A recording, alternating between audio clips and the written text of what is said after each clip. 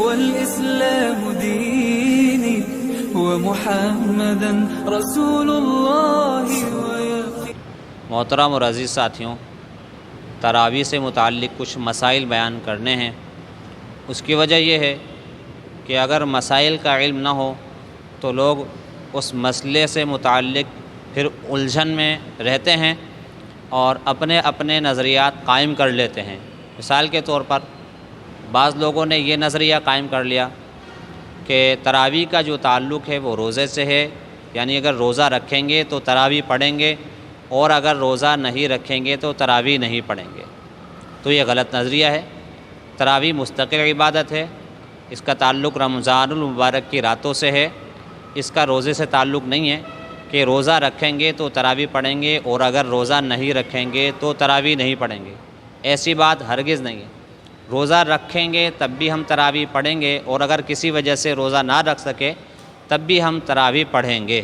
پڑھنا ضروری ہے، سنت مؤکدہ ہے۔ اور اگر مسافر ہو تو ایک الگ بات ہے، وہ چھوڑ سکتا ہے، لیکن اس وجہ سے چھوڑنا کہ میں روزہ کل کسی وجہ سے نہ رکھ سکوں گا تو اس وجہ سے لہٰذا میں تراویح بھی نہیں پڑھوں، تو یہ نظریہ غلط ہے، بلکہ تراویح تو ہر حال میں پڑھنی ہے۔ اور دوسری بات یہ ہے کہ تراویح کا حکم کیا ہے؟ تراویح کا جو حکم ہے سنت مؤکدہ ہے۔ سنت مؤکدہ کا مطلب یہ ہے کہ اگر کوئی شخص بلا عذر کے تراویح کو چھوڑے گا تو وہ گناہ گار ہوگا۔ اس لیے بلا عذر چھوڑنے کی وجہ سے انسان گناہ گار ہو جاتا ہے، کیونکہ یہ سنت مؤکدہ ہے۔ تو لہذا حتی الامکان مسلمان کو اس بات کی کوشش کرنی ہے کہ وہ تراویح کو ہر حال میں ادا کرے۔ مرد پر بھی ہے اور عورت پر بھی ہے۔ مرد مسلمان بالغ عاقل، اسی طریقے سے عورت ہے، بالغ ہے، عاقل ہے، صحت مند ہے، اس کے لیے بھی یہی حکم ہے۔ یہ ایک الگ بات ہے کہ اگر عورت ناپاکی کے ایام میں ہے تو جیسے فرض نماز معاف ہو جاتی ہے، اسی طریقے سے تراویح بھی معاف ہو جائے گی، اگر اس طرح کی مجبوری ہے تو۔ اسی طریقے سے مرد اگر مسافر ہے تو اس کے لیے بھی ضروری نہیں ہے، اگر وہ نہ پڑھے تو کوئی مسئلہ نہیں ہے۔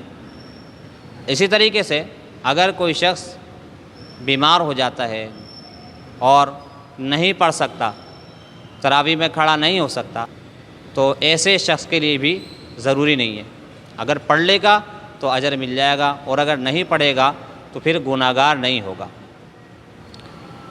تو تراویح کو پڑھنا ہے، اور کوشش یہ ہو کہ ہم تراویح کی نماز کو جماعت کے ساتھ ادا کریں، چاہے ہم روزہ رکھیں یا نہ رکھیں۔ روزہ تو بہرحال رکھنا ہے، اگر کسی وجہ سے ہم نہ رکھ سکیں تو ہم نے تراویح کی نماز پھر بھی پڑھنی ہے، پھر بھی ادا کرنی ہے۔ اسی طریقے سے بعض لوگوں کا یہ نظریہ ہوتا ہے کہ اگر ہم نے تراویح کی نماز نہ پڑھی تو ہمارا روزہ ادا نہیں ہوگا۔ اس میں پھر یہ ہوتا ہے کہ اگر کسی وجہ سے انسان تراویح نہ پڑھ سکا تو یہ شخص جس کا یہ نظریہ ہے کہ بھئی تراویح پڑھیں گے تو روزہ ہوگا ورنہ نہیں ہوگا، تو ایسے لوگ یہ روزہ چھوڑ دیتے ہیں۔ یہ بات بھی غلط ہے۔ تراویح الگ ہے، روزہ الگ ہے۔ تراویح کی وجہ سے روزہ نہیں رکھنا اور روزے کی وجہ سے تراویح نہیں پڑھنا۔ تراویح مستقل الگ عبادت ہے، اسی طریقے سے روزہ مستقل الگ عبادت ہے۔ تو لہذا کوشش یہ کریں کہ ہم اس کو باجماعت ادا کریں۔ باجماعت ادا کرنا سنت ہے، باعث اجر ہے۔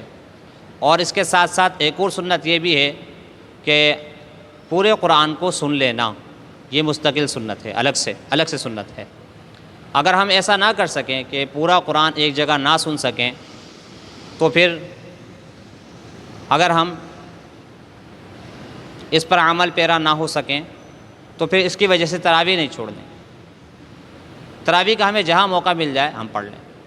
اگر ایک ہی جگہ پڑھ سکیں تو ایک ہی جگہ پڑھ لیں، بہت اچھی بات ہے، اور اگر ایک جگہ نہ پڑھ سکیں تو جہاں موقع ملے وہاں پڑھ لیں۔ کوشش یہ ہم کریں کہ جماعت کے ساتھ پڑھیں، اور اگر ہمیں جماعت کے ساتھ بھی تراویح پڑھنے کا موقع نہیں ملتا تو پھر ہم ایسی صورت میں جب ہمیں موقع ملے ہم اس وقت پڑھ لیں، کیونکہ اس کا جو وقت ہے عشاء کی نماز تک کا، جیسے عشاء کی نماز کا وقت ختم ہوگا صبح صادق کے وقت، ایسے ہی تراویح کا وقت بھی ختم ہو جائے گا، تو صبح صادق تک تراویح کا وقت ہوتا ہے۔ تو ہمیں اگر جماعت کے ساتھ موقع نہ ملے تو پھر ہمیں جیسے ہی موقع ملے، جہاں موقع ملے ہم تراویح کو ادا کر لیں۔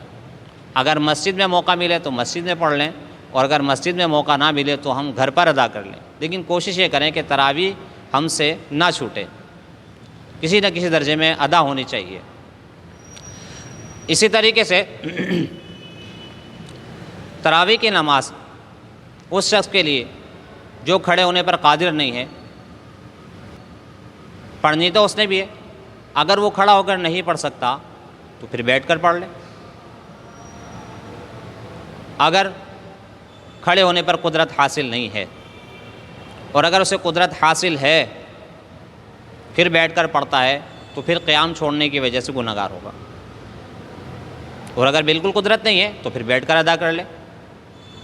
اور بعض لوگ کھڑے ہونے کی زیادہ قدرت نہیں رکھتے، تو جس قدر کھڑے ہو سکیں اس حد تک ہم کھڑے ہو جائیں۔